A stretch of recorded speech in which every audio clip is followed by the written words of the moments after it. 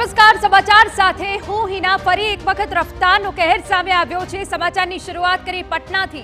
પટનામાં બેફામ કારની ટક્કરે એક પોલીસ કર્મીનું મોત થયું હોવાની વિગત છે, જ્યારે 2 ઘાયલ થયા છે।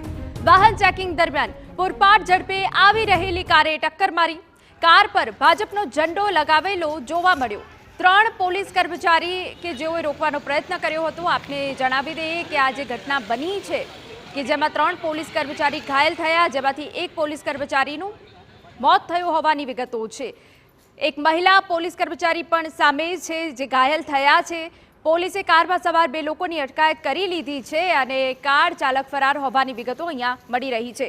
તો ફરી એક વખત બેફામ રફતાર પટનામાં જોવા મળી। વાહન ચેકિંગ દરમિયાન પૂરપાટ ઝડપે આવતી કારે ટક્કર મારી। કાર પર ભાજપનો ઝંડો લગાવેલો જોવા મળ્યો। 3 પોલીસ કર્મી ઘાયલ થયા, જેમાંથી એકનું મોત થયું છે। ગંભીર રીતે ઘાયલ પોલીસ કર્મીઓમાં એક મહિલા પોલીસ કર્મી પણ સામેલ છે। પોલીસે કારમાં સવાર 2 લોકોની અટકાયત કરી છે। કાર ચાલક ફરાર છે। સમગ્ર ઘટનાનો લાઈવ વિડીયો સામે આવ્યો। વિડીયોમાં સ્પષ્ટ દેખાય છે કે પોલીસ દ્વારા વાહન ચેકિંગ કરાઈ રહ્યું હતું અને તે દરમિયાન પોલીસ કર્મચારી તૈનાત હતા। તેઓએ કારને રોકવાનો પ્રયાસ કર્યો, પરંતુ કાર એટલી સ્પીડમાં હતી કે પોલીસ કર્મીને કચડીને આગળ જઈને ડિવાઈડર સાથે ટકરાઈ। બાદમાં કાર ચાલક ત્યાંથી નાસી છૂટ્યો અને કારમાં સવાર અન્ય 2ને પોલીસે ઝડપી આગળની કાર્યવાહી હાથ ધરી।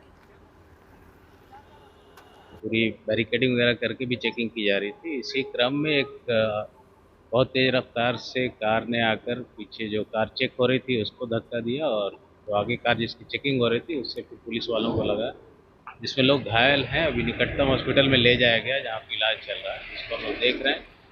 जिस गाड़ी ने धक्का मारी थी उसके 2 लोग हिरासत में लिए गए हैं। ड्राइवर फरार हो गया है। आगे की हम लोग कार्रवाई